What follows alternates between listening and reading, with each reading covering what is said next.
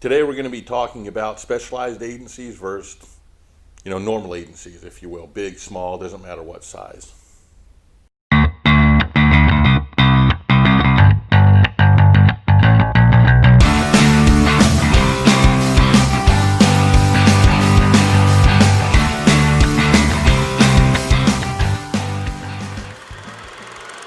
Welcome back to the Glint Standard. I'm Craig. This is Ryan. Today we're going to be talking about the difference between a specialized agency and your typical agency, how people typically think of agencies. Right. There are a lot of different realms: digital agencies, social agencies, traditional agencies. More of like a multiple market agency. Yeah, type of work agencies, if you want to define it that way. But let's take agency in general, right? As they, break that down into types of clientele or industry. There are many agencies, very successful agencies, that go, hey, I'm only going to work in healthcare. Hey, we're only going to work in retirement. We're going to only, work on cars, auto manufacturers, or dealerships, if you will. The reason for that is you get a lot of really deep industry knowledge. You should, right? Yeah. We have credit union clients. Their clients are called members. You have to know that, right? Yeah.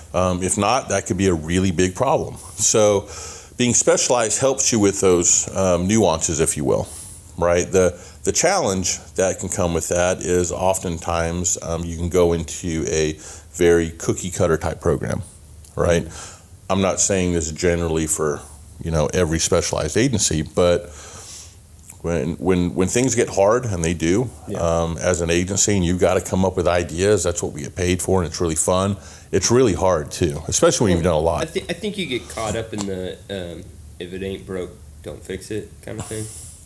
Well, it's worked for this client. It'll work for you too. You've seen absolutely. Success, Yeah, so absolutely. You're like, we can roll this out and And scale you it. kind of should a little bit, right? But I think that starts to kill innovation at that point. It does, absolutely.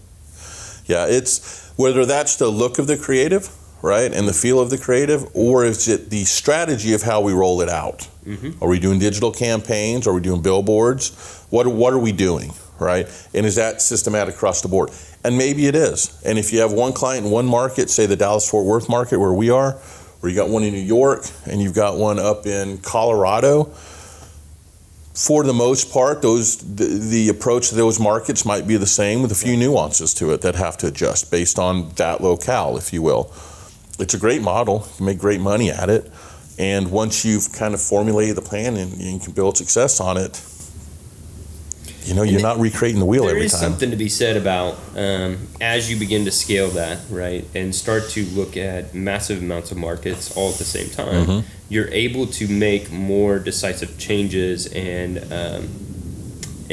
looking at the metrics, being able to make analysis changes, right? So you're going, hey, 80% of our clients within higher education, let's say, if that's where you focus, right? 80% of our clients within the higher education, which is our clientele, have seen this trend in the last 3 months. We know that that's a very, very real thing for them. Huge advantage, right? Right. Yeah, for sure. So it allows them to then make and roll out changes industry-wide almost at that point. Yeah, it does. However, I'll challenge you with, we don't specialize. I mean, we have experience in, over 30 different industries, right? And, there are certain segments of industries that we focus on, for sure. Every business probably should.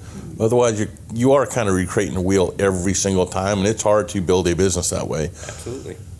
But the nuances of Marketing 101 tell us that if you look at your audience, you look at your demographic, what are your offers, so on and so forth, no matter what the industry is, you can still apply those tactics and make that work. And going with somebody who maybe doesn't have as much experience, or none maybe, is going to give you a completely different perspective that could really move the needle for you that has in the past. And you're in, as a client, you're in the industry. You know what those nuances are. Right. You probably should.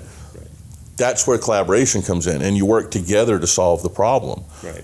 It's comfortable for some clients to do that, right? To go outside the box a little bit and go, well, you don't have a lot of experience here, so why should we go with you? And we can tell you the same old story, and convince you, because that's what we do, why we are the better choice here. Right. But at the end of the day, well, if they don't have experience, and this company does, we like their work, we like what they had to say, they've done a good job for these, there's money on the line. It's easy to go, yeah, let's go with them, have them move the needle for us. Maybe we'll go back and revisit that other agency doesn't have as much experience when we feel like things are getting stagnant. Yeah, it becomes stale, and so it's always dollars. Dollars is what makes a decision, well, right? and I think that's one of the points you kind of touched on just a minute ago was that when you do have those different industries, I mean, a way a credit union targets its potential new members, right, is very different than a municipality, right? For sure. But knowing the channels and knowing the avenues and knowing the strategies that work for this particular industry can then be translated over here, and having a good understanding of them and shifting and focusing that specific to the industry. Yeah, and that's a good point. If you're working on one clientele and you're usually working on maybe 4 or 5 different types of business, if you will, we do. As you're working on this, you know what? If we apply that over here with this client, totally different industry, but nobody's doing this. Yeah. We probably would have never thought of it in that moment, right? And that's when you go, we really need to push it. That's where innovation comes into play. Or Absolutely. Have you tried this tactic before? Let's go down that path and see how it works, right? Yeah, and I think that's one of the biggest advantages that you have at a multi-market agency at that point. The thinking is going to be Very different. very unique to each situation. Fundamentals of marketing and advertising branding will be applied. They should be applied from every agency, right? That should always be there.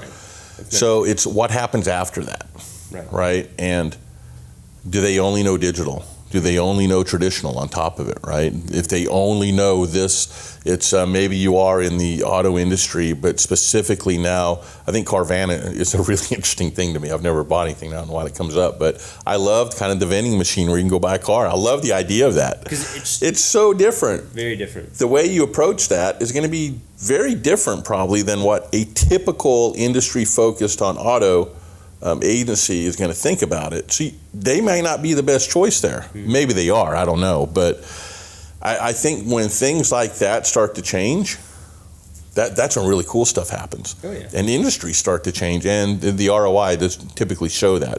But who goes first, right? When you're putting tons of money into marketing, and there's already risk, you always want to mitigate the risk. As a owner of a business, you go, whew, I'm going to spend a lot of money. What's going to give me the best chance to get a return on investment? Do I care how big it is as long as it's there? Right. And going safe route will get you a return, and going more of a risky route will get you probably the same return or higher at least, but branding-wise, it really starts to set you apart.